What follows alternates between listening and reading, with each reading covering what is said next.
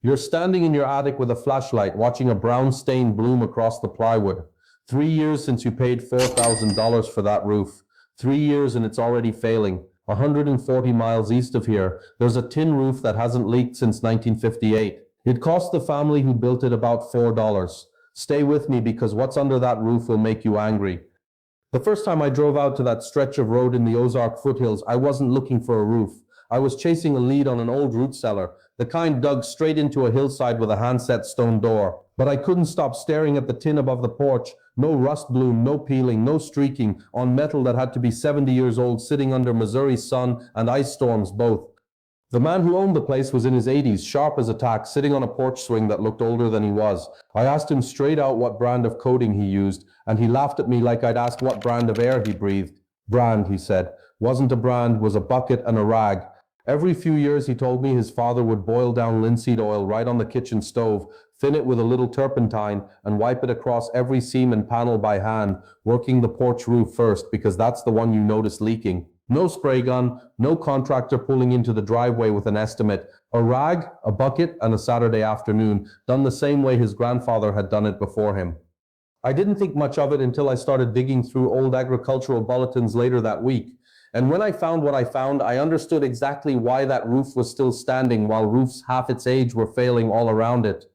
This is just the first thing they never told you. Subscribe so you don't miss what's buried next. Modern roofing is built on a business model, and the model only works if your roof fails on schedule. Asphalt shingles are engineered with a 20 to 25-year lifespan. Not because that's the best material science can offer, but because that's the replacement cycle the industry needs to stay profitable. If a shingle lasted 100 years, the entire asphalt manufacturing sector would collapse under its own success. Metal roofing companies aren't much different. They'll sell you protective coatings that need reapplication every 5 to 7 years, priced by the gallon, with instructions that conveniently expire right around the time your warranty does. Every recoat is another few hundred to a few $1,000s depending on the size of your roof, and another year the company stays in business off a problem that a rag and a bucket used to solve for free.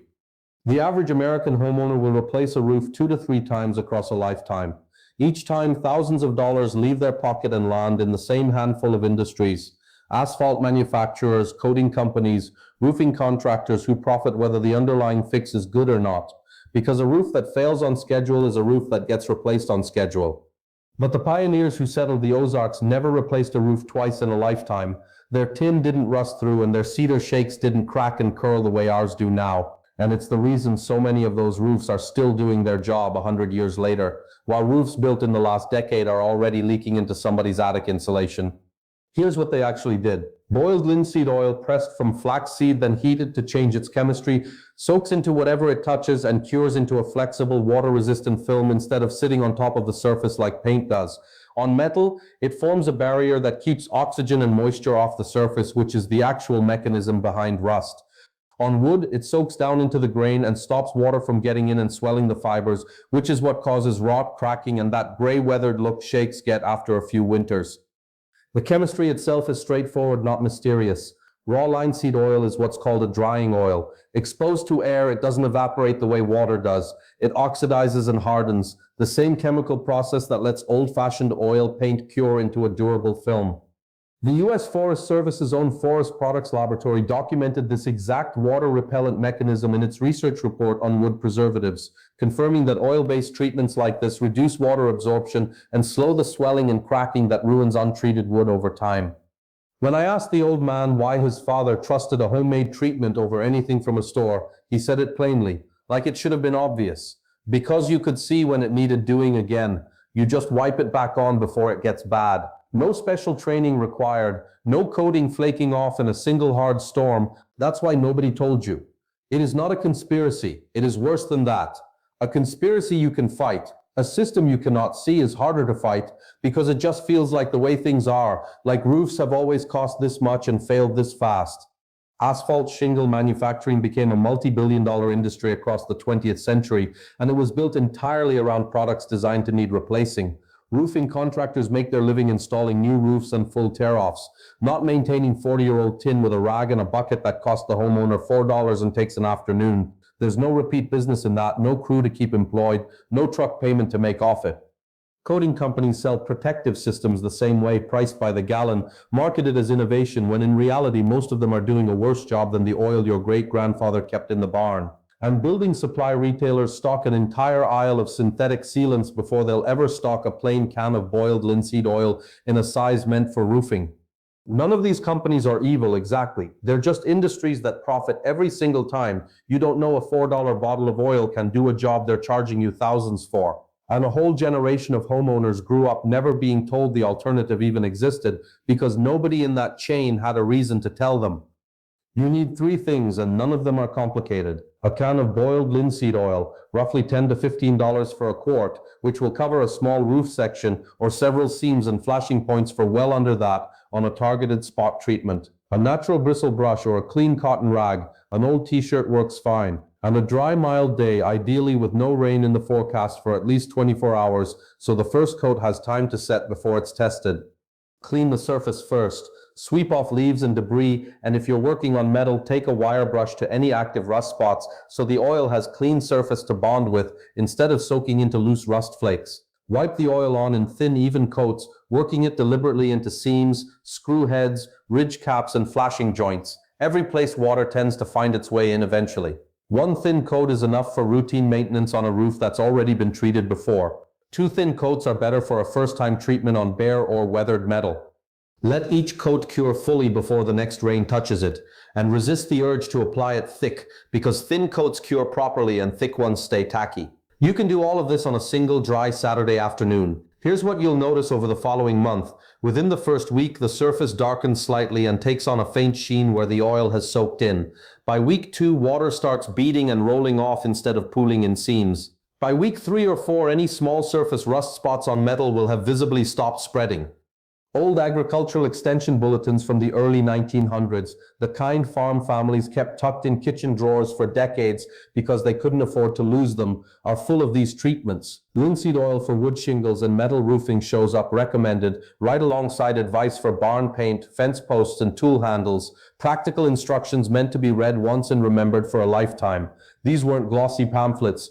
They were thin, plainly printed sheets meant to survive a farmhouse kitchen, not a coffee table.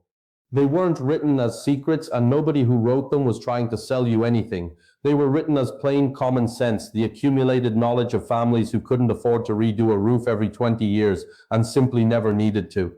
The full digitized collection of these historical USDA Farmers Bulletins is preserved and publicly searchable through the University of North Texas Digital Library, page after page of exactly the kind of plain-spoken preservation advice that got quietly dropped from every modern home improvement manual somewhere along the way.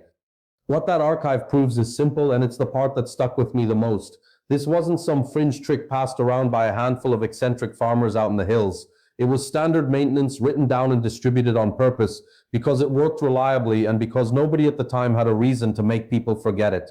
There was no industry lobbying against a can of oil. Modern instruction manuals didn't drop this method because something genuinely better came along. They dropped it because nothing this cheap could ever survive in a market built entirely around scheduled replacement. A $4 bottle of oil doesn't need a sales team, a warranty department, or a fleet of installation trucks. It just needs a rag, a bucket, and someone willing to remember it exists. Does it actually work as well as modern coatings? For most of American history, this was the modern coating. There wasn't a synthetic alternative competing against it. Boiled linseed oil has protected wood and metal against moisture for centuries, long before synthetic sealants were ever formulated. It's not experimental or untested, it's the original, and everything since has been trying to bottle a cheaper version of the same basic protection. My roof is different, asphalt, not metal or wood shakes. This treatment isn't meant to replace asphalt shingles themselves. It's meant for the flashing, the metal valleys, the exposed nail heads, and the seams around vents and chimneys, the exact points where asphalt roofs actually start failing first. Treating those specific points still adds real meaningful protection, even on an otherwise modern roof. My contractor says this is outdated. Of course he does. He sells the alternative and his living depends on you needing what he's selling. Ask him one honest question. Has he ever tried it himself on his own roof for more than a season? If you're still unsure, treat one small section first, a single flashing strip near a downspout, and watch it through one hard rain before you commit to anything larger. Let the roof answer for itself, not the salesman. You didn't lose this knowledge. It was taken from you, one product cycle at a time, one contractor's recommendation at a time, one generation that never got handed the bucket and the rag their own grandparents used without a second thought. Nobody sat you down and told you a roof could last 100 years. They just let you forget it was ever possible. There's a group of people out there, most of them our age, who are done being sold solutions to problems that shouldn't exist in the first place. People who'd rather spend a Saturday afternoon with a rag and a can of oil than $4,000 every 20 years to a company that needs your roof to fail on schedule. If any part of this felt like it was written for you, it probably was. Tell me in the comments, what's the oldest roof you've ever personally seen still holding strong, and what was it made of? I read every single one, and half of what ends up in future videos comes straight from what you all remember from your own families. Next time, I'm heading into a county archive to show you the Depression-era pantry trick that kept root cellars from flooding without a single sump pump. If you want the next piece of what they took from us, subscribe. This channel only exists to hand it back